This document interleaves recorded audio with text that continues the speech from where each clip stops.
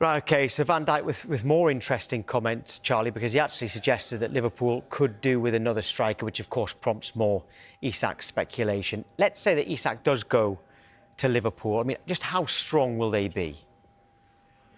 Liverpool's attacking options have always been a talking point under Jurgen Klopp, with the German tactician constantly finding ways to blend pace, creativity, and clinical finishing in his forward line.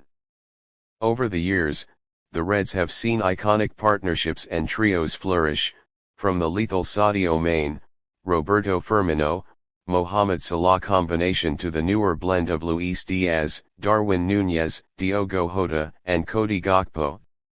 Now, the potential arrival of Alexander Isak to join Hugo Ekitike raises an intriguing question: how will Liverpool manage two top strikers of such high caliber in the same squad? This is not just about having depth, it's about finding the right tactical balance, ensuring both players get opportunities to shine while also serving the team's larger objectives of winning the Premier League, the Champions League, and every other piece of silverware in sight.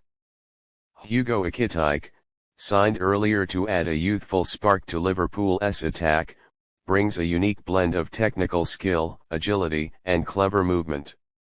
He's not just a penalty box predator, he likes to drift into spaces between the lines, link up with midfielders, and create chances as much as he finishes them. At 22, his game is still developing, but his ability to play as a central striker or in a wider forward role makes him a highly versatile option. Alexander Isak, on the other hand, is an established star. Standing tall at 6'4", he combines his physical presence with excellent footwork, intelligent positioning, and the knack for scoring in different ways, whether it's a towering header, a curled effort from the edge of the box, or a calm one-on-one finish. His Premier League experience with Newcastle has proven he can handle the physical and tactical demands of English football, and if Liverpool seal the deal, he will arrive as one of Europe's most complete forwards.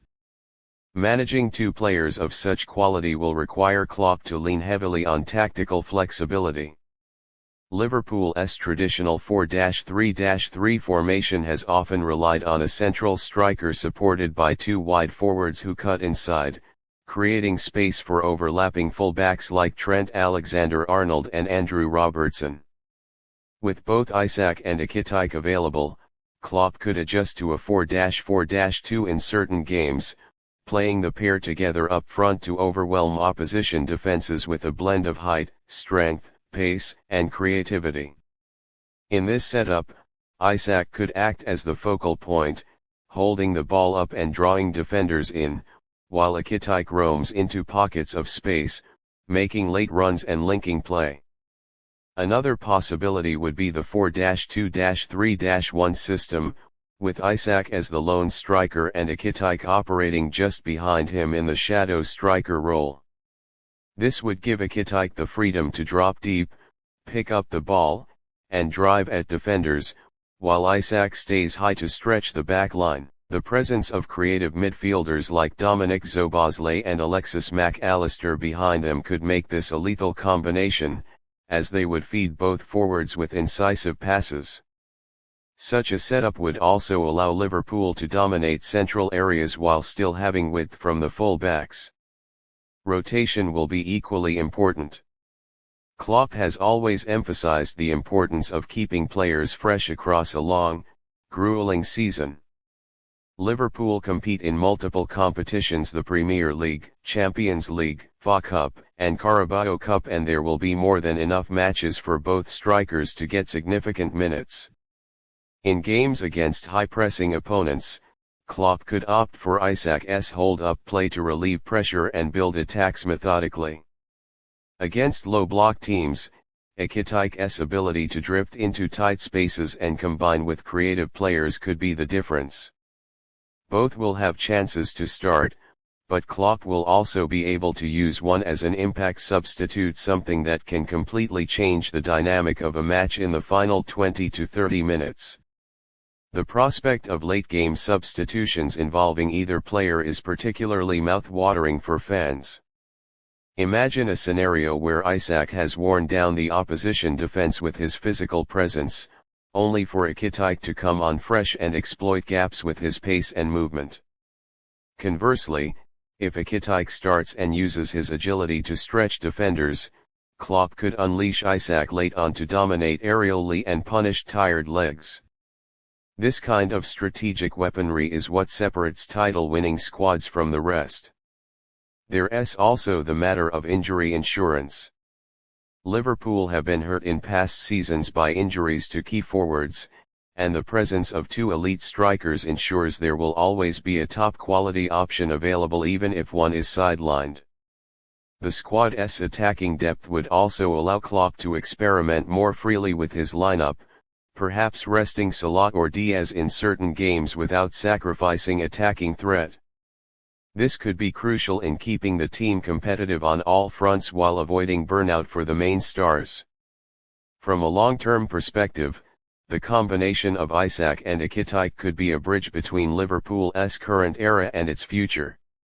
Van Dijk and Salah are in their 30s, and while they still have plenty to offer, the club is clearly building for sustained success. Isak, at 25, and Ekitike, at 22, could form the core of Liverpool's attack for the next 5 to 7 years, learning each other's games and growing into one of Europe's most feared partnerships. The chemistry they develop in training and on the pitch could become the foundation for a new generation of Liverpool dominance. However, Klopp will also have to manage egos.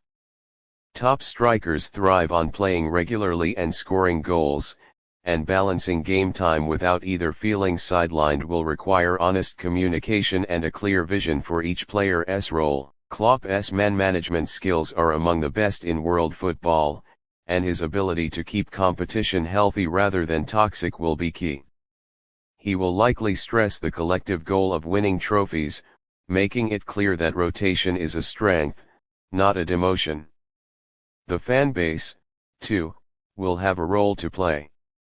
Liverpool supporters are known for backing their players passionately, but they will need to embrace the idea of both strikers being equally important, even if one is starting more often at certain points in the season. This shared belief and unity could help both Isak and Ekitike thrive without the pressure of constant comparison. If everything clicks, the arrival of Isak alongside Ekitike could signal a new era of attacking power at Anfield. With Klopp pulling the tactical strings, the midfield providing creativity, and the defense anchored by experienced leaders like Van Dijk, Liverpool could have all the ingredients for a squad capable of competing at the highest level. It's a challenge to balance two top strikers, but it's the kind of challenge any elite manager dreams of, having a selection headache born from quality, not necessity. For Liverpool, this could be the beginning of an era where opponents fear not just one talismanic striker, but two world-class forwards capable of deciding games on their own. The key will be trust, rotation, tactical variation, and above all, a shared hunger for success. If Klopp gets it right, the combination of Isak and Ekitike could become one of the most devastating partnerships Anfield has ever seen.